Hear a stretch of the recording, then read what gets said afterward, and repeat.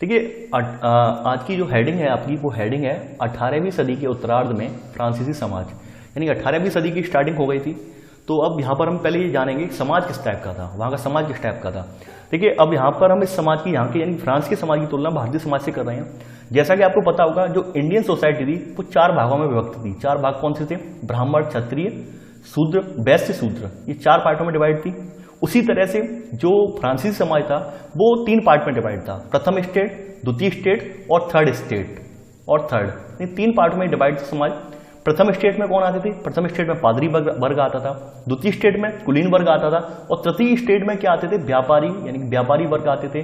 उसके बाद व्यापारी वर्ग के बाद जो कामगार होते थे वो आते थे। फिर नीचे सबसे नीचे कृषक या दास वगैरह आते थे। इस तरह से 3 पार्ट में ये डिवाइड था, यानी प्रथम स्टेट, द्वितीय स्टेट, तृतीय स्टेट। जबकि भारतीय समाज हमारा जो है वो 4 पार्ट में डिवाइड था, ब्राह्मण, क्षत्रिय, वैश्य, शूद्र। ठीक है, तो आप समझ गए होंगे। तो देखिए आप लोग जो लिख रहे हैं, नोट्स बना रहे हैं, तो आप इसे एक लाइन में लिख लीजिए, यानी प्रथम स्टेट, द्वितीय स्टेट यहाँ पर और तृतीय स्टेट यहाँ पर। प्रथम स्टेट के नीचे पादरी वर्ग इस तरह से, द्वितीय स्टेट के नीचे कुलीन वर्ग, और थर्ड स्टेट के नीचे, थर्ड वाला पोर्शन में दिखाता हूँ आपको, थर्ड स्टेट के नीचे इस तरह से लिख लीजिए आप, बड़े व्यवसायी, व्यापारी, अदालती कर्मचारी, वकील। उसके बाद आते हैं किसान और कारीगर। उसके बाद आते हैं छोटे किसान, भूमिहीन मजदूर और नौकर। तो आप तृतीय स्टेट में आप लिख लीजिए इस तरह से, यानी कि आपने बना लिया होगा फर्स्ट स्टेट, सेकंड स्टेट और थर्ड। तो थर्ड वाले के नीचे तीनों लाइन इसी तरह से लिखनी है, और जैसे मैंने एरो लगाया है, एरो लगाएंगे समझ जाएंगे। इन थर्ड स्टेट में भी 3 कैटेगरी बना दी थी, यानी पहले बड़े व्यवसायी थे, व्यापारी थे, अदालती कर्मचारी थे, वकील आते। उनसे नीचे जो थे वो किसान और कारीगर थे। सबसे नीचे जो थे छोटे किसान, भूमिहीन मजदूर और नौकर, वो सबसे नीचे पहुंचाए गए थे तृतीय स्टेट में। ठीक है, चलिए आगे बढ़ते हैं। देखिए प्रथम 2 स्टेट, यानी कि यहाँ पर 90% जो किसान थे, यानी कि पूरी आबादी में लगभग 90% किसान थे। यहाँ पर जो पूरी आबादी थी और ये सब 90% में लगभग किसान थे। तो पहला पॉइंट नोट करेंगे आप, पहला पॉइंट आपको नोट करना है, 90% किसान थे, पर अधिकतर के पास अपनी जमीन नहीं थी। लेकिन इनमें से अधिकतर के पास अपनी जमीन नहीं थी, यानी कि 90% किसान थे। जो फ्रांस की जो आबादी है उसमें 90% किसान थे, लेकिन सबके पास अपनी जमीन नहीं थी। आपका पहला पॉइंट है। सेकंड पॉइंट है आपका यहाँ पर, लगभग 60% जमीनों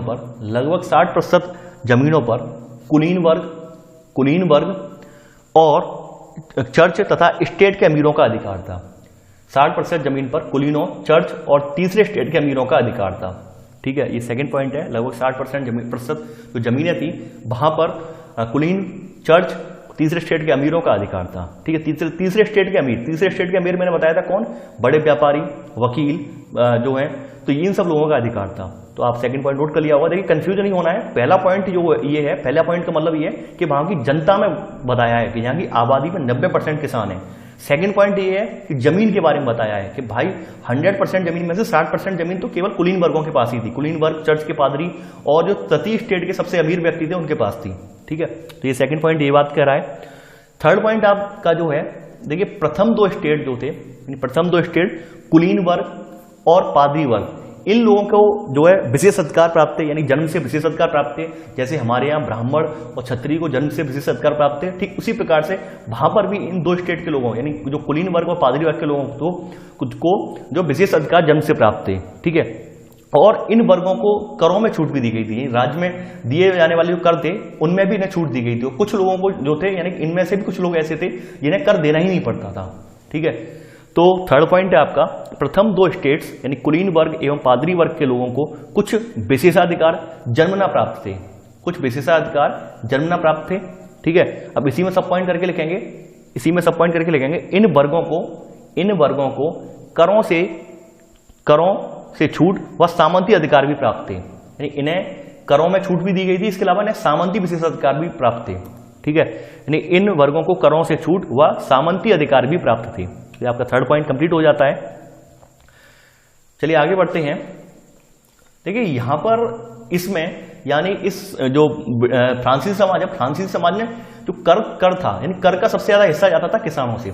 आप ये मान लीजिए फर्स्ट स्टेट और आपके सेकंड स्टेट के लोग तो ना के बराबरी कर देने वाले थे, यानी सब लोग अपने अपने आप में जो है मठाधीश हो रहे थे, तो वो तो कर देते ही नहीं थे।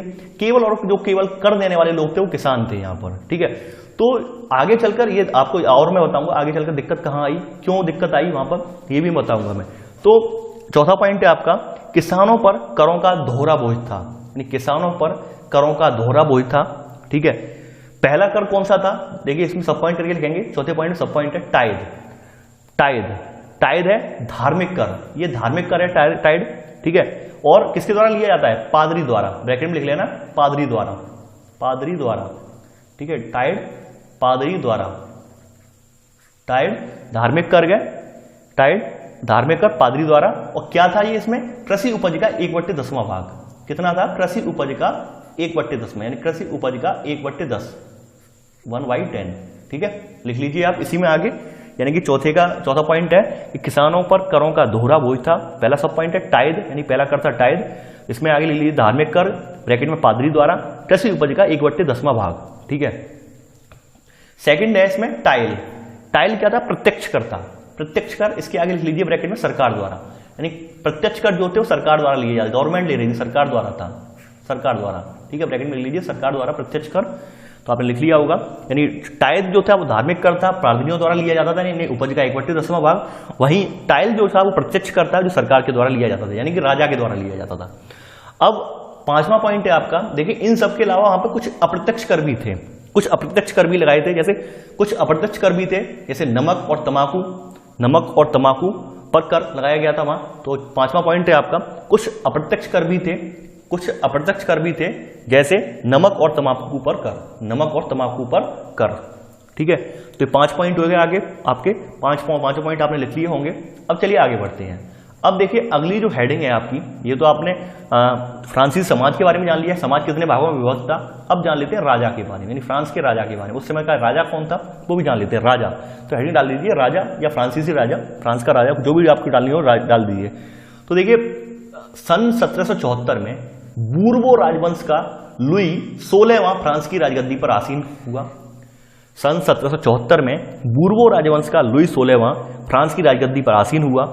और ये जब जो आसीन हुआ था उस समय इसकी उम्र जो थी केवल 20 साल का था, यानी कि अपनी एज में केवल ये 20 साल का था। इसका विवाह जो हुआ था वो हुआ था ऑस्ट्रिया की राजकुमारी मीरा एंतोइनेस से। इसका विवाह जो हुआ वो ऑस्ट्रिया की राजकुमारी मैरी एंतोइनेस से हुआ। ठीक है, तो आप नोट कर लीजिए पहला पॉइंट, सन 1774 में बूर्बो राजवंश का लुई 16वां फ्रांस की राजगद्दी पर आसीन हुआ। ब्रैकेट में लिख लेना 20 साल की उम्र में, ब्रैकेट में लिख लेना इसके आगे 20 साल की उम्र में। अब सब पॉइंट करके लिखेंगे, विवाह ऑस्ट्रिया की राजकुमारी मैरी एंतोइनेट, ऑस्ट्रिया की राजकुमारी मैरी एंतोइनेस से। अब देखिए इसका जब राज्याभिषेक हुआ यानी राज्यारोहण हुआ, उस समय इसने पाया कि वहां का जो राजकोष है, यानी कि जो राजकीय राजकोष होता है वो पूरी तरह से खाली था। खाली होने के काफी सारे रीजन थे। खाली होने के रीजन ये थे कि एक विशाल सेना थी, उसके अभी वित्तीय खर्च पड़ रहा था, वित्तीय संसाधन उससे खरीदे जा रहे थे। इसके अलावा सबसे बड़ा कर इस बात का था कि इन लोगों ने अमेरिका को, यानी अमेरिकी उपनिवेश थे, उन्हें ब्रिटेन से आजाद करवाने के लिए मदद की थी। लगभग 13 उपनिवेश थे अमेरिका के जिनमें इन्होंने मदद की थी फ्रांस वालों ने उन्हें आजाद करवाने में। तो इस चक्कर में उनकी विशाल सेना भी वहां पहुंची और उन्हें बहुत सारे रिसोर्स भी वहां देने पड़े। तो उन्हें जो है भारी जो कर्जदार थे उनसे कर्ज लेना पड़ा। ठीक है, इस वजह से जो ये राजा था, राजा पर यानी कि जो राज का शासन था इस पर अलग से वित्तीय कर्ज बढ़ गया, यानी वित्तीय बोझा बढ़ गया। इसके अलावा सेकंड जो चीज थी वो ये चीज थी कि यहाँ पर जो कर देने वाले लोग थे वो केवल किसान थे, यानी कि पादरी वर्ग कुलीन वर्ग तो कर दे ही नहीं रहा है, ना के बराबर कर दे रहा है, केवल किसान कर दे रहे हैं। अब किसान को ये साथ समस्या ये वाली है कि भाई उसकी कभी फसल हो रही है नहीं हो रही, कभी ओलावृष्टि हो गई, कभी तूफान आ गया, तो तमाम समस्याएं किसानों के साथ भी थी। तो इस वजह से राज्य में वित्तीय संकट के बादल गहरा गए। ठीक है, तो अब अगला पॉइंट आप नोट करेंगे, सेकेंड पॉइंट आप नोट करेंगे, राज्यारोहण के समय राजकोष खाली था। ठीक है, कॉमा इसी में लिखेंगे कॉमा ब्रिटेन के खिलाफ अमेरिका, ब्रैकेट में लिख लेना 13 उपनिवेशों, ब्रैकेट में लिख लेना 13 उपनिवेशों, ब्रिटेन के खिलाफ अमेरिका, ब्रैकेट में 13 उपनिवेशों की मदद करने और अन्य कारणों से राज्य पर कर का बोझ था, जिससे आम खर्चों जैसे सेना के रखरखाव, राज दरबार, सरकारी कार्यालय, विद्यालय इत्यादि चलाने के लिए राजा कर बढ़ाने को मजबूर था। ठीक है, सेकेंड पॉइंट फिर से रिपीट कर रहा हूं, राज्यारोहण के समय राजकोष खाली था, ब्रिटेन के खिलाफ अमेरिका की मदद करने यानी ब्रिटेन के खिलाफ अमेरिका के आगे ब्रैकेट में लिख लेना 13 उपनिवेशों की मदद करने और अन्य कारणों से राज्य पर कर का बोझ था, जिससे आम खर्चों जैसे सेना के रखरखाव, राय दरबार, सरकारी कार्यालय, विद्यालय इत्यादि चलाने के लिए राजा कर बढ़ाने को मजबूर था। यानी कि फिर राजा को क्या करना पड़ा कि कर का उसने कर जो है और बढ़ा दिया। अब कर बढ़ाया तो बढ़ाया, उसका इफेक्ट किस पे पड़ेगा? केवल किसानों पे तो पड़ेगा। अब कुलीन वर्ग, पादरी वर्ग को कोई असर पड़ना ही वाला नहीं है, क्योंकि वो कर ही नहीं दे रहे हैं, उन्हें क्या फर्क पड़ेगा? किसानों पे पड़ेगा। ठीक है, तो आपने सेकंड पॉइंट नोट कर लिया होगा। अब देखिए सेकंड पॉइंट में सब पॉइंट करके लिख लीजिए, सेकंड पॉइंट में सब पॉइंट करके लिख लीजिए। यहाँ पे सेकंड पॉइंट में सरकार से करदाताओं ने 10% कर की मांग की। सरकार ने जिन लोगों से कर लिया था उस समय ये सब व्यवस्था चलाने के लिए, तो उन करदाताओं ने क्या किया कि सरकार से 10% कर की मांग की, जिसकी वजह से राजा पर और वित्तीय बोझ बढ़ा। इसलिए उसने वहां पर करों में इजाफा कर दिया, यानी कि जो प्रजा से कर लेने वाला कर था उन सब में उसने इजाफा, अच्छा खासा इजाफा कर दिया। तो ये सब पॉइंट करके लिख लेना, सरकार से करदाताओं ने 10% ब्याज की मांग की। ठीक है, चलिए आगे बढ़ते हैं। अब देखिए नोट डाउन करके एक बात लिख लीजिए। यहां पर नोट डाउन करके आपको 2 पॉइंट लिखने हैं नोट करके।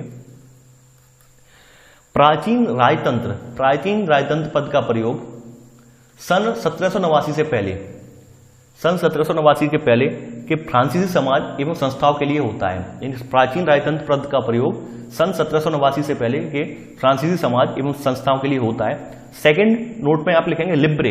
लिब्रे जो है वो फ्रांस की मुद्रा है, जिसे 1794 में समाप्त कर दिया गया।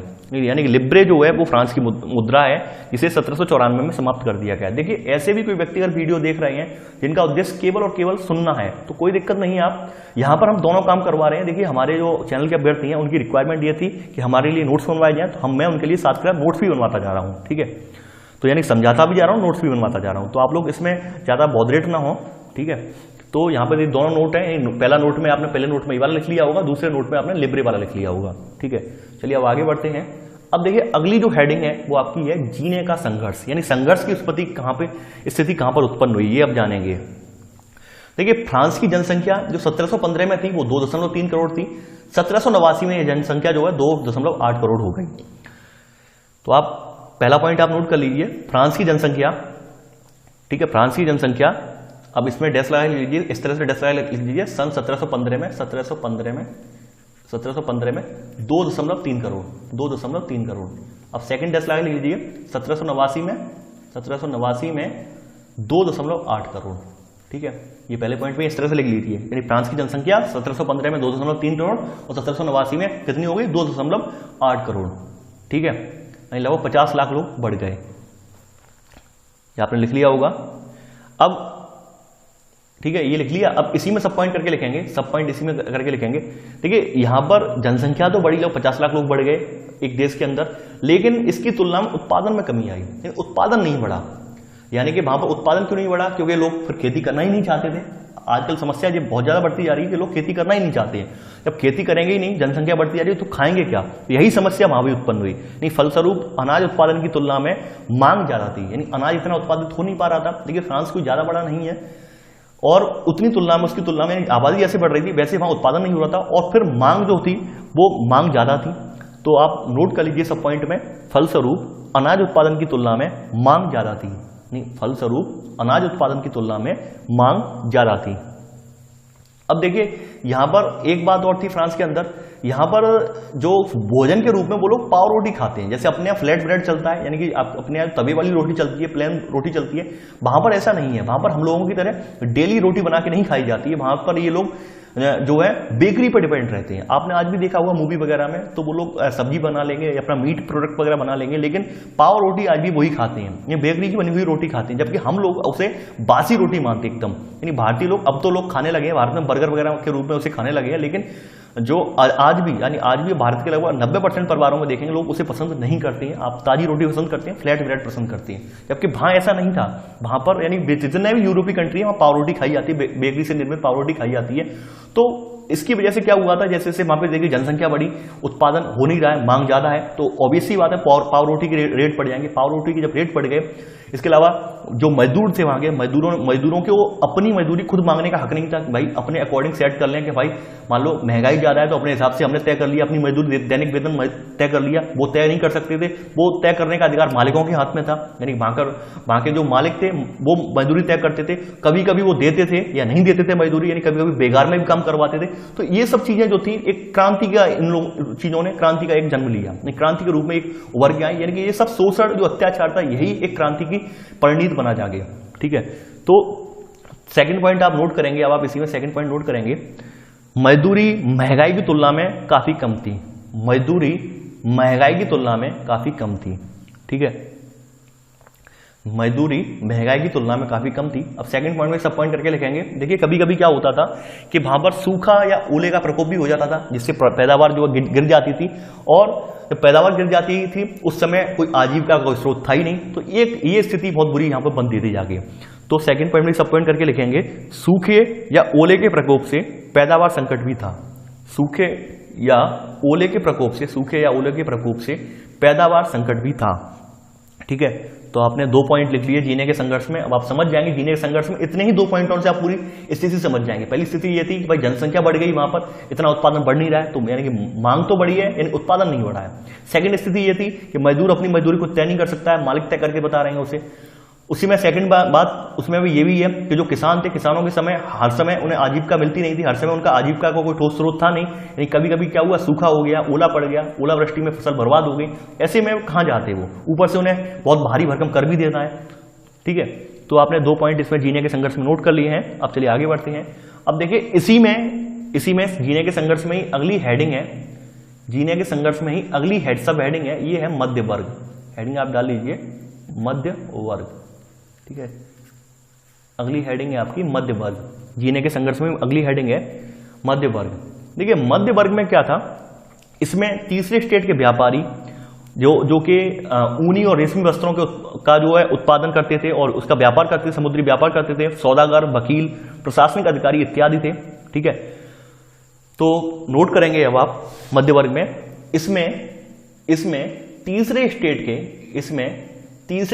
के व्यापारी, ब्रैकेट में लिखेंगे ऊनी और रेशमी वस्त्रों का समुद्री व्यापार, ब्रैकेट में लिखेंगे ऊनी तथा रेशमी वस्त्रों का समुद्री व्यापार, समुद्रपारी व्यापार, ऊनी तथा रेशमी वस्त्रों का समुद्रपारी व्यापार समझ जाएंगे आप। इनमें तीसरे स्टेट के व्यापारी यानी व्यापारी जो होते हैं ऊनी और रेशमी वस्त्रों का समुद्रपारी व्यापार करते थे। ठीक है, सौदागर,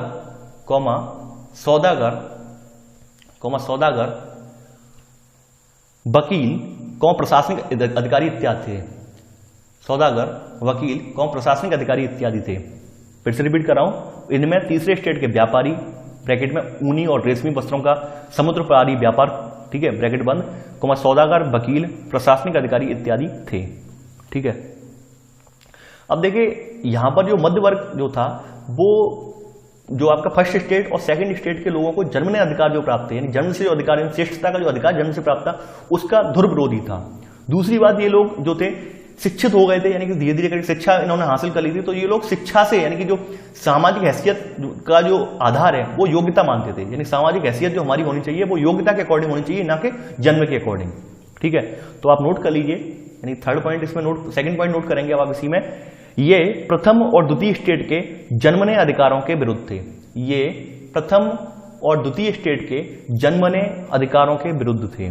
ठीक है, थर्ड पॉइंट आप नोट करेंगे यहां पर, ये मानते थे सामाजिक हैसियत का आधार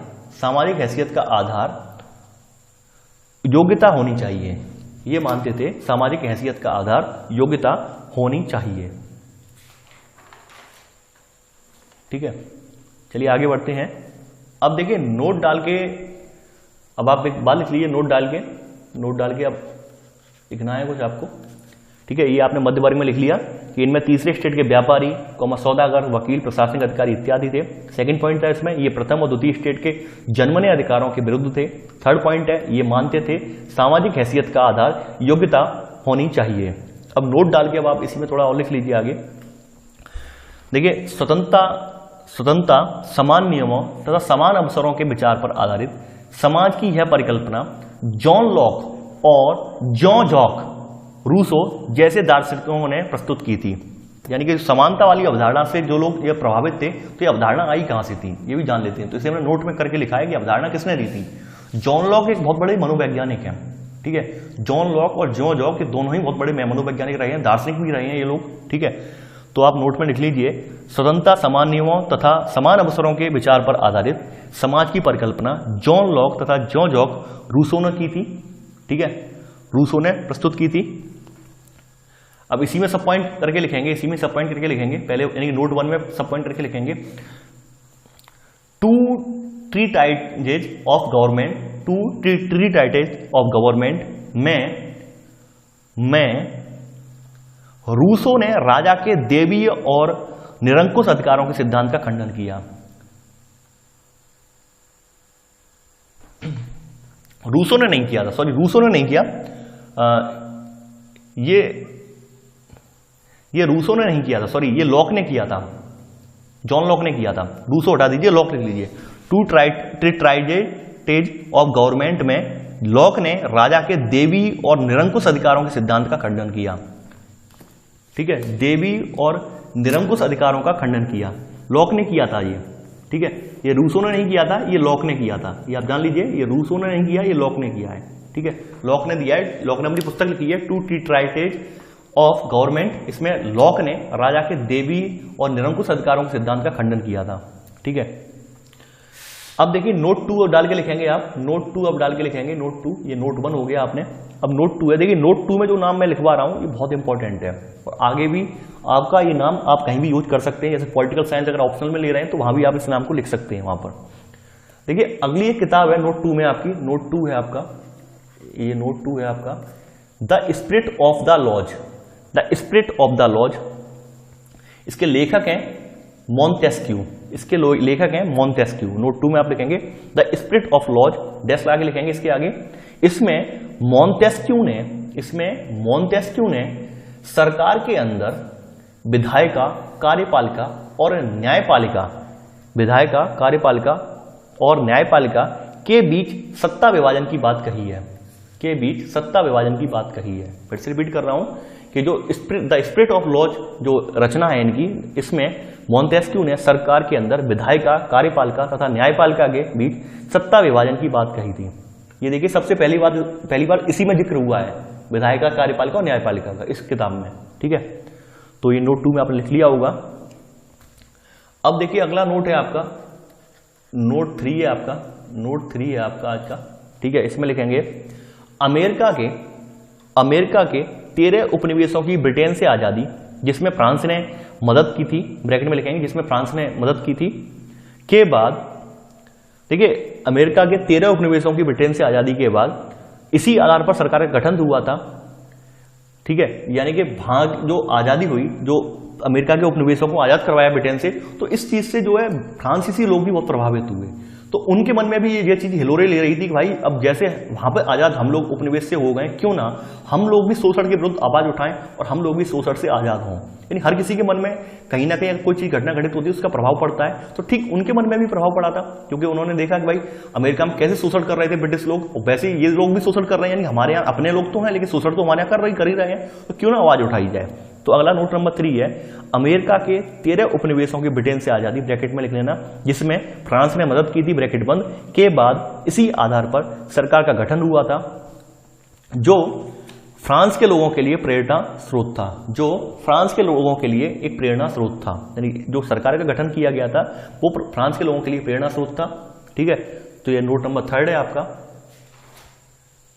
अब अगला पॉइंट आप नोट करेंगे, अगली देखिए हेडिंग है आपकी, ये है क्रांति की शुरुआत। क्रांति की शुरुआत कैसे हुई, ठीक है, ये आपकी अगली हेडिंग है, क्रांति की शुरुआत। देखिए पहला पॉइंट नोट करेंगे, 5 मई 1789 को, देखिए 5 मई 1789 को लुई सोलहवा ने स्टेट असेंबली की बैठक बुलाई। देखिए लुई सोलहवा ने स्टेट असेंबली की एक बैठक बुलाई, ठीक है, स्टेट असेंबली की एक बैठक बुलाई, जिसमें प्रथम एवं दूसरे स्टेट के 300 जबकि तृतीय स्टेट के 400 प्रतिनिधि शामिल हुए। देखिए 5 मई 1789 को लुई सोलहवा ने तृतीय लुई सोलेमन ने स्टेट असेंबली की एक बैठक बुलाई, जिसमें प्रथम और यानी कि जिसमें पहले और दूसरे स्टेट के 300 प्रतिनिधि और तीसरे स्टेट के 600 प्रतिनिधि शामिल हुए। ठीक है, पहला पॉइंट है ये आपका। सेकंड पॉइंट नोट करेंगे आप, देखिए जो स्टेट जनरल था ये एक संस्था है, मतलब वहां की एक संस्था थी यानी कि जिसके तहत ये सब लोग जो है बैठकों में हिस्सा लेते थे। एक संस्था बना ली थी उन लोगों ने, यानी अपने अपना एक संस्था बना ली स्टेट जनरल। इसके तहत ये फर्स्ट वर्ग में ये आ गए, सेकंड वर्ग में ये प्रतिनिधि है, थर्ड वर्ग में ये प्रतिनिधि है। ठीक है, सेकंड पॉइंट है आपका स्टेट जनरल ठीक है के नियम के अनुसार, स्टेट जनरल के नियम के अनुसार प्रत्येक वर्ग को एक मत देने का अधिकार था।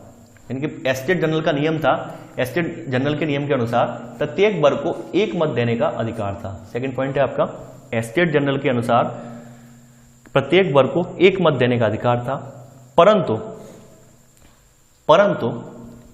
इस बार तीसरे वर्ग के प्रतिनिधियों ने मांग रखी ने पूरी सभा को मतदान का अधिकार देने की मांग की।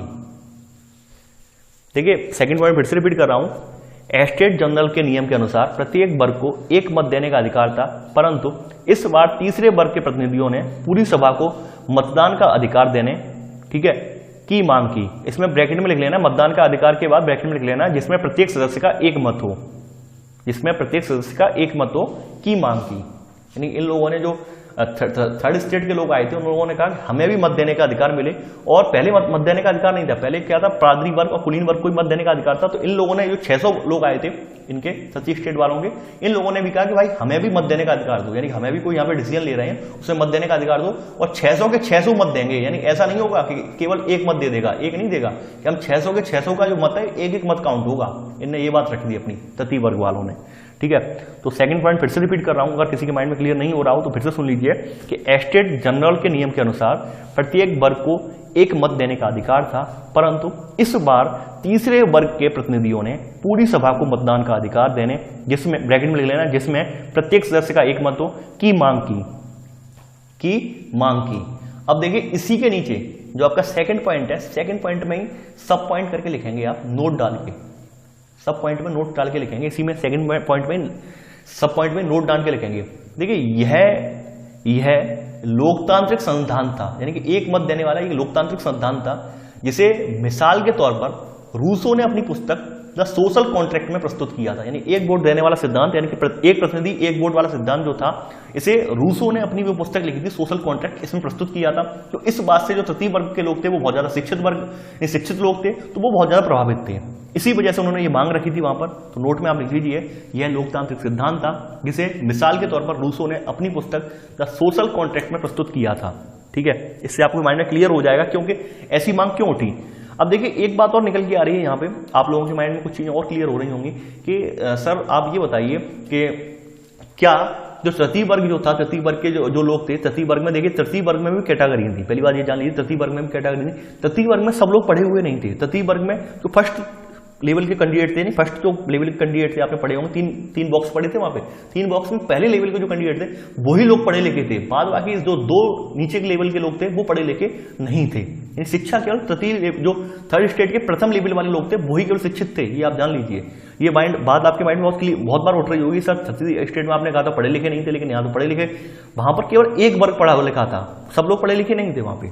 ठीक है, तो ये बात आपके माइंड में क्लियर हो गई होगी। अब देखिए थर्ड पॉइंट है अब आपका थर्ड पॉइंट नोट करेंगे। देखिए ये जो मांग थी इसे अस्वीकार कर दिया गया। इस मांग को जो राजा था लुई सोलेमा था, इसने इस मांग को अस्वीकार कर दिया। ठीक है, इस मांग को अस्वीकार करने पर तृतीय वर्ग जो था वो तृतीय वर्ग का प्रतिनिधिमंडल जो था कोर्ट छोड़कर बाहर चला गया, यानी विरोध जताते हुए कोर्ट छोड़कर चले गए। यानी कि वहां पर जो सभा चल रही थी उस कोर्ट बोलते हैं उसे छोड़कर ये लोग चले गए। तो थर्ड पॉइंट आप नोट करेंगे, इस मांग को अस्वीकार करने पर तीसरे वर्ग के प्रतिनिधि कोर्ट छोड़कर चले गए। इस मांग को अस्वीकार करने पर तीसरे वर्ग के प्रतिनिधि कोर्ट छोड़कर चले गए। ठीक है, कोर्ट छोड़कर चले गए। अब इसी में थर्ड पॉइंट में सब पॉइंट करके लिखेंगे। 20 जून को वर्साय के indoor tennis stadium, indoor tennis stadium, tennis court में 20 जून को वर्साई के इंडोर टेनिस कोर्ट में इन्होंने अपने आप को नेशनल असेंबली घोषित किया। इन्होंने अपने आप को नेशनल असेंबली घोषित किया। फिर से रिपीट कर रहा हूं, थर्ड पॉइंट का सब पॉइंट, इन्होंने 20 जून को वर्साई के इंडोर टेनिस कोर्ट में इन्होंने अपने आप को नेशनल असेंबली घोषित किया।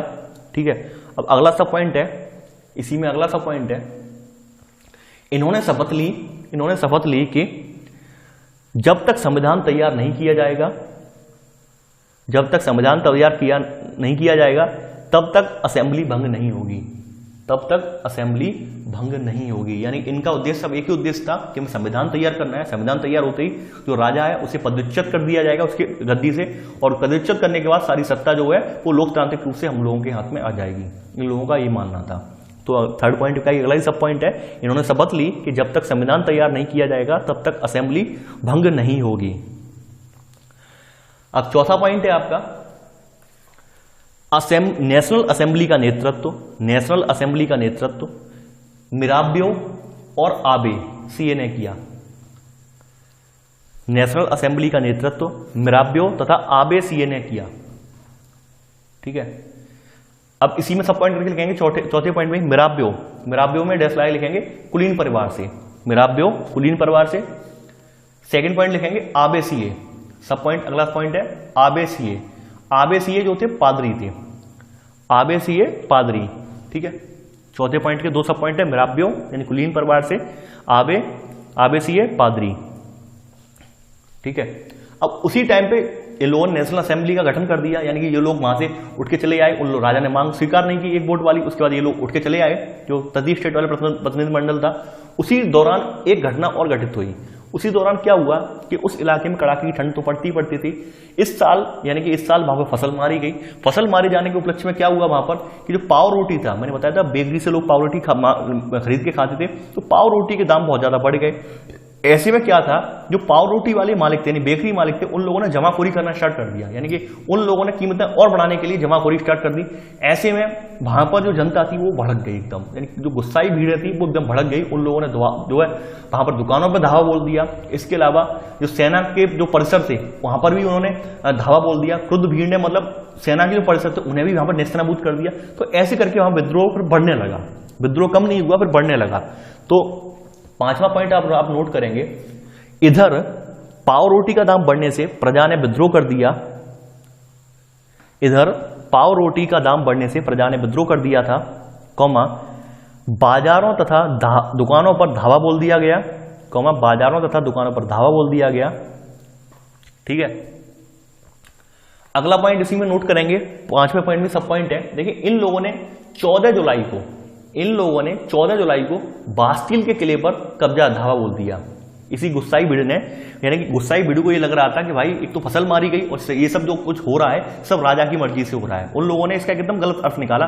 उन लोगों ने ये नहीं सोचा कि ये बेकरी मालिकों की करतूत है, नहीं, उन लोगों ने ये सोचा कि भाई ये तो कर हम तो कर तो दे ही रहे हैं, अब राजा ने हमसे और ज्यादा पैसे हटने के लिए ऐसा कर दिया कि जो पाव रोटी है उसके भी जो कीमतें बहुत ज्यादा बढ़ा दी हैं। तो इस भीड़ ने खुद होकर क्या किया कि 14 जुलाई को बास्टिल के किले पर, ठीक है, ब्रैकेट में लिखना बास्टिल में शस्त्रागार था, बास्टिल में जो था इनका शस्त्रागार था, ब्रैकेट में लिखना शस्त्रागार, बास्टिल के आगे लिख लेना ब्रैकेट में शस्त्रागार। फिर से रिपीट कर रहा हूं पांचवें का सब पॉइंट, 14 जुलाई को बास्टिल ब्रैकेट में शस्त्रागार को तबाह कर दिया गया, कौमा कुलीन वर्ग जो था वो जागीरें छोड़कर भाग गए, यानी कि जो मजदूर थे जहां काम कर रहे थे अपने कुलीन वर्गों के यहाँ, उन लोगों के मन में विद्रोह उत्पन्न हो गया और उन लोगों ने उनकी हत्या करना स्टार्ट कर दी। तो कुलीन वर्ग था वो जान बचा के भाग निकला वहां से, तो कुलीन वर्ग जागीरें छोड़कर भाग गए। फिर से रिपीट कर रहा हूं पांचवें का सब पॉइंट, 14 जुलाई को बास्टिल ब्रैकेट में शस्त्रागार को तबाह कर दिया गया, कौमा कुलीन वर्ग जागीरें छोड़कर भाग गए। ठीक है, छठवां पॉइंट है आपका, अंततः लुई 16वें ने नेशनल असेंबली को मान्यता दे दी। अंततः लुई 16वें ने नेशनल असेंबली को मान्यता दे दी तथा अपनी सत्ता पर संविधान का अंकुश स्वीकार किया, तथा अपनी सत्ता पर संविधान का अंकुश स्वीकार किया, तथा अपनी सत्ता पर संविधान का अंकुश स्वीकार किया। यानी अंततः लुई 16वें ने नेशनल असेंबली को मान्यता दे दी तथा अपनी सत्ता पर संविधान का अंकुश स्वीकार किया। अब 7वां पॉइंट आप नोट करेंगे इसमें, 4 अगस्त 1789 को असेंबली ने करों, कर्तव्यों और बंधनों वाली सामंती व्यवस्था के उन्मूलन का आदेश पारित किया। फिर से रिपीट कर रहा हूं 7वां पॉइंट, 4 अगस्त 1789 को असेंबली ने करों, कर्तव्यों और बंधनों वाली सामंती व्यवस्था के उन्मूलन का आदेश पारित किया। इसी में सब पॉइंट करके लिखेंगे, इसी में 7वें पॉइंट में धार्मिक कर समाप्त किया गया,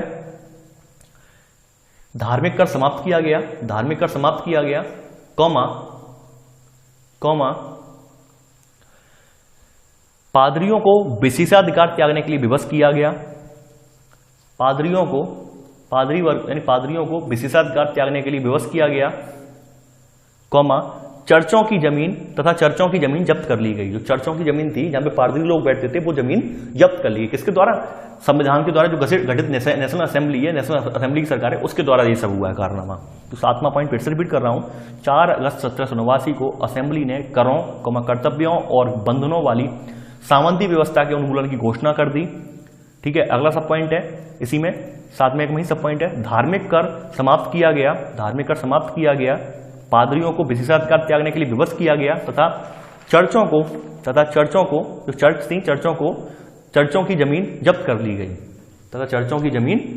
ली गई ठीक है, तो ये आपने तो विद्रोह पूरा आपने क्रांति की शुरुआत कैसे हुई पूरा जान लिया, कैसे कैसे क्रांति स्टार्ट हुई ये आपने पूरा जान लिया प्रोसीजर। अब चलिए आगे बढ़ते हैं। अब देखिए अगली हेडिंग है आपकी, फ्रांस संवैधानिक राजतंत्र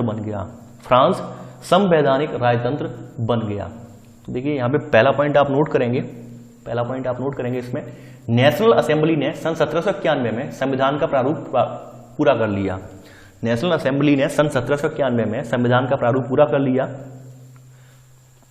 सेकंड पॉइंट नोट करेंगे, सम्राट की शक्तियों को सीमित कर विधायिका, कार्यपालिका एवं न्यायपालिका में विभाजित एवं हस्तांतरित कर दिया गया। सम्राट की शक्तियों को सीमित कर विधायिका, कार्यपालिका एवं न्यायपालिका में विभाजित एवं हस्तांतरित कर दिया गया। ये सेकंड पॉइंट है आपका। थर्ड पॉइंट है आपका, 1791 के संविधान ने कानून बनाने का अधिकार नेशनल असेंबली को सौंप दिया। 1791 में संविधान बनकर तैयार हुआ, इसने कानून बनाने का अधिकार था वो नेशनल असेंबली को सौंप दिया। ठीक है, अब देखिए मॉडल है, ये मॉडल आपको बनाना पड़ेगा, कि कैसे कैसे मॉडल है, इस मॉडल को बनाना पड़ेगा क्योंकि तभी आप जान पाएंगे। देखिए आप पेज पर सबसे लेफ्ट साइड में लिखेंगे न्यायपालिका, फिर बीच में लिखेंगे कार्यपालिका और फिर राइट साइड में लिखेंगे विधायिका।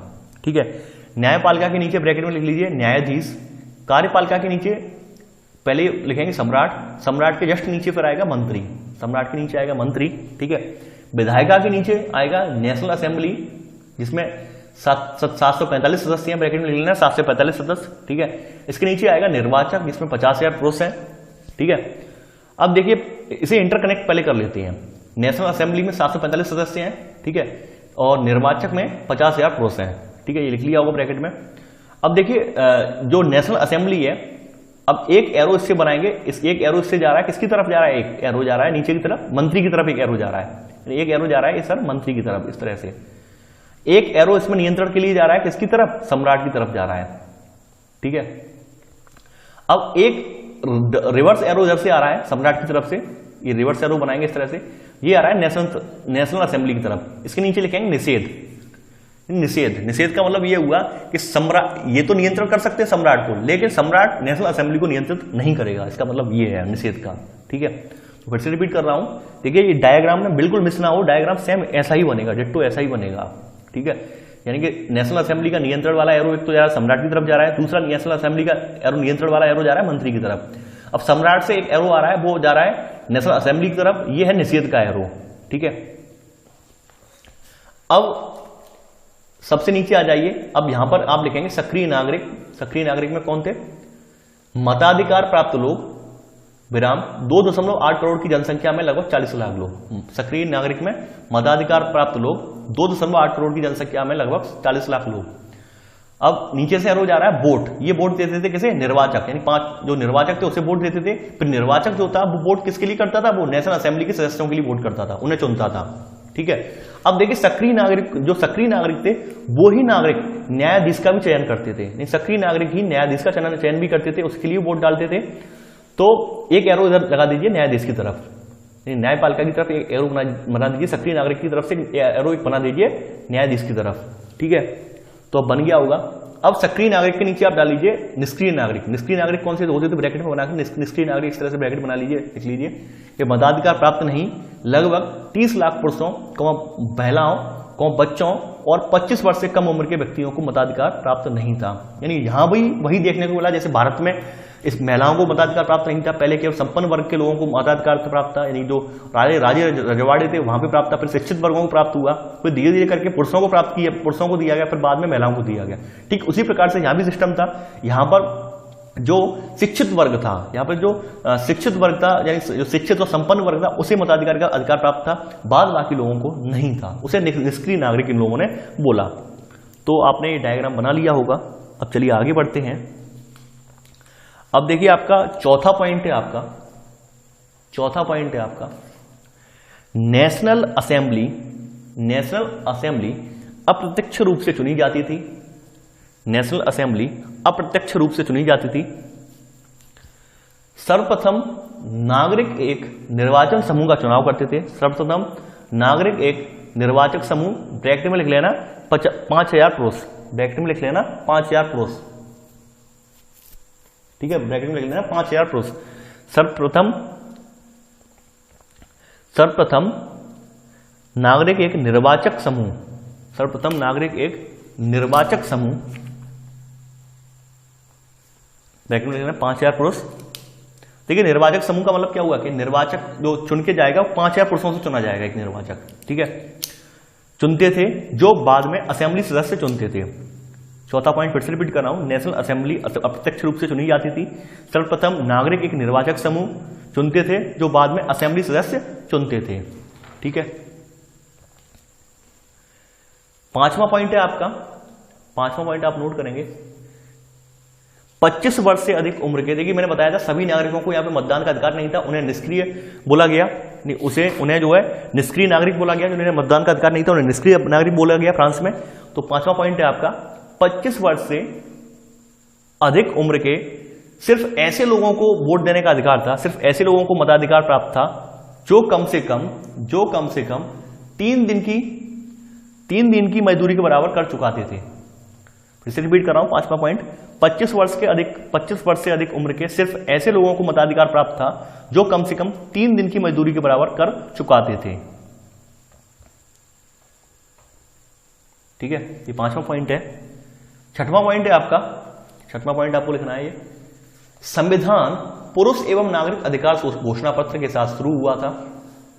संविधान पुरुष एवं नागरिक घोषणा पत्र के साथ शुरू हुआ था। देखिए इसमें पुरुष यानी जो पितृसत्ता है वही दिखाया, यानी पुरुषों को रोल को बहुत ज्यादा यहाँ पे दिखाया गया है, यानी कि यहाँ पर भी महिलाओं का रोल जो है बहुत गौड़ रहा है। उनकी नजर में महिलाओं की कोई ज्यादा वैल्यू नहीं थी, वहां पर भी जो है एक पुरुषों को वरीयता ज्यादा दी जाती थी। यहाँ आप देख सकते हैं, यानी कि उन्होंने संविधान जो बनाया, उसका घोषणा पत्र जो बनाया। देखिए हमारे यहाँ का स्टार्टिंग कैसे होती है, हमारे यहाँ की स्टार्टिंग जो है प्रीएम्बल से होती है, यानी प्रस्तावना से होती है भारतीय संविधान की स्टार्टिंग। उनके संविधान की शुरुआत की स्टार्टिंग की, शुरुआत में संविधान बन रहा था उस टाइम पे उन्होंने पुरुषों एवं नागरिक घोषणा पत्र से स्टार्टिंग की थी संविधान की, ठीक है, ये जान लीजिए आप। छठवां पॉइंट है आपका संविधान पुरुष एवं नागरिक अधिकार घोषणा पत्र के साथ शुरू हुआ था। इसी में सब पॉइंट करके लिखेंगे, जिसमें जीवन के अधिकार, अभिव्यक्ति की स्वतंत्रता के अधिकार और कानूनी बराबरी के अधिकार को नैसर्गिक एवं अहरणीय अधिकार के रूप में स्थापित किया गया था। जिसमें जीवन के अधिकार, अभिव्यक्ति की स्वतंत्रता के अधिकार और कानूनी बराबरी के अधिकार को नैसर्गिक एवं अहरणीय अधिकार के रूप में स्थापित किया गया। ठीक है, ये आपका छठवें का सब पॉइंट है। अब चलिए आगे बढ़ते हैं। देखिए अगली जो हेडिंग है आपकी, राजनीतिक प्रतीकों के मायने। देखिए राजनीतिक प्रतीक बनाने का उद्देश्य वहां पर क्या था, राजनीतिक प्रतीक क्यों बनाए गए बाद में। देखिए बनाने का रीजन ये था, राजनीतिक प्रतीक बनाने का रीजन ये था कि वहां पर उस समय जो 18वीं शताब्दी में इतनी ज्यादा जनता वहां पर शिक्षित नहीं थी, तो प्रतीकों के माध्यम से भी समझ जाते थे इसका मतलब ये है, इसका मतलब ये है। तो इसलिए उन लोगों ने जो है संविधान बनने का प्रतीक बनाए अपने, जिससे कि उन्हें पता चल सके भाई इस प्रतीक का मतलब ये है। ठीक है, तो राजनीतिक प्रतीकों के मायने इसमें लिखेंगे आप थोड़ा। 18वीं सदी में ज्यादातर स्त्री पुरुष पढ़े लिखे नहीं थे। 18वीं सदी में ज्यादातर स्त्री पुरुष पढ़े लिखे नहीं थे। अतः महत्वपूर्ण विचारों के प्रकटीकरण के लिए विभिन्न आकृतियों एवं प्रतीकों का प्रयोग किया जाता था। अतः महत्वपूर्ण विचारों के प्रकटीकरण के लिए विभिन्न आकृतियों एवं प्रतीकों का प्रयोग किया जाता था। अब देखिए इसमें 1 बाय 1 करके देख लेते हैं कौन कौन सी आकृतियां हैं। तो पहली है आपकी यहां पर, पहला टूटी हुई जंजीर। टूटी हुई जंजीर ये क्या दर्शाती है, दासों की आजादी को। इसमें आगे लिखेंगे, टूटी हुई जंजीर में आगे लिखेंगे दासों की आजादी को दर्शाती थी। टूटी हुई जंजीर दासों की आजादी को दर्शाती थी। ठीक है, सेकंड पॉइंट है आपका, सेकंड पॉइंट है इसमें, यह है छड़ों का बरछीदार गट्ठर। छड़ों का बरछीदार गट्ठर, इसका मतलब क्या था, इसका मतलब था एकता में ही बल है, एकता में ही बल है। छड़ों का बरछीदार गट्ठर, इसका मतलब है एकता में ही बल है। अगला प्रतीक क्या था, अगला प्रतीक था तीसरा प्रतीक, त्रिभुज के अंदर रोशनी बिखेरती आंख। त्रिभुज के अंदर रोशनी बिखेरती आंख, तो ये किसका प्रतीक थी, ज्ञान का प्रतीक। ज्ञान का प्रतीक। अब इसमें आगे लिख लीजिए, सूर्य की किरणें अज्ञान रूपी अंधेरे को मिटा देंगी। सूर्य की किरणें अज्ञान रूपी अंधेरे को मिटा देंगी, इसलिए इन्होंने ज्ञान की आंखें बनाई थी त्रिभुज के अंदर। ठीक है, ज्ञान का प्रतीक था ये। अब चौथा प्रतीक है आपका राजदंड। चौथा प्रतीक है राजदंड, यानी शाही सत्ता का प्रतीक। शाही सत्ता, राजा हटाया नहीं गया था, बस उस पर संविधान थोप दिया गया था। राजा अपने अधिकार, राजा के अधिकार क्षेत्रों में संविधान आ गया था, यानी राजा कोई निर्णय अपने आप नहीं लेगा, वो संविधान के अकॉर्डिंग ही निर्णय लेगा। ठीक है, वो संविधान के अकॉर्डिंग ही निर्णय लेगा। अब ये कर दिया गया था। तो राजदंड शाही सत्ता का प्रतीक। ठीक है, अगला है, पांचवा है, अपनी पूंछ से मुंह में लिए सांप। अपनी पूंछ मुंह में लिए सांप, ये किसका प्रतीक था, समानता का प्रतीक। अंगूठी का कोई ओर छोर नहीं होता है। अंगूठी का कोई ओर छोर नहीं होता है, यानी कि अंगूठी को कहीं से भी पहन लो, उसका कोई ओर छोर नहीं। उसी प्रकार हमारे संविधान में भी सभी नागरिक, चाहे वो दास हो, किसान हो, कर्मकार हो, या व्यापारी हो, या कुलीन वर्ग का हो, या पादरी हो, सभी व्यक्ति एक समान है। इसका मानना यह था। देखिए समानता और स्वतंत्रता का जो है हमारे यहाँ, समानता स्वतंत्रता का जो प्रावधान है वो यहीं से लिया गया है। सबसे पहले फ्रांस ने ही समानता स्वतंत्रता की अवधारणा प्रस्तुत की थी संविधान में। ठीक है, तो पांचवा पॉइंट है, अपनी पूंछ मुंह में लिए सांप, समानता का प्रतीक, अंगूठी का कोई ओर छोर नहीं होता, मतलब इनका ये था। ठीक है, अगला जो है आपका छठवां है लाल फ्राइजियन टोपी। लाल फ्राइजियन टोपी, ये थी दासों द्वारा स्वतंत्र होने के बाद पहनी जाने वाली टोपी। दासों द्वारा स्वतंत्र होने के बाद पहनी जाने वाली टोपी। सातवां है नीला सफेद लाल। नीला सफेद लाल फ्रांस के राष्ट्रीय रंग। नीला सफेद लाल क्या थे, फ्रांस के राष्ट्रीय रंग। आठवां प्रतीक है आपका डैनो वाली स्त्री। डैनो वाली स्त्री, कानून का मानवीय रूप। जिस तरह से हमारे यहाँ आंखों पट्टी बंधी हुई जो लेडीज है और हाथ में तराजू पकड़े हुए हैं, ठीक उसी प्रकार से यहाँ पे कानून का मानवीय रूप मानने के लिए इन्होंने डैनो वाली स्त्री, यानी कि परी के रूप में दिखाई थी। परी के रूप में हाथ में छड़ी लिए हुए इस तरह से है। ठीक है, डैनो वाली स्त्री, कानून का मानवीय रूप। नमा है, नमा जो प्रतीक है ये विधिपट। विधिपट दरवाजे, कानून सबके लिए समान है और उसकी नजर में सब बराबर है। विधिपट यानी कानून सबके लिए समान है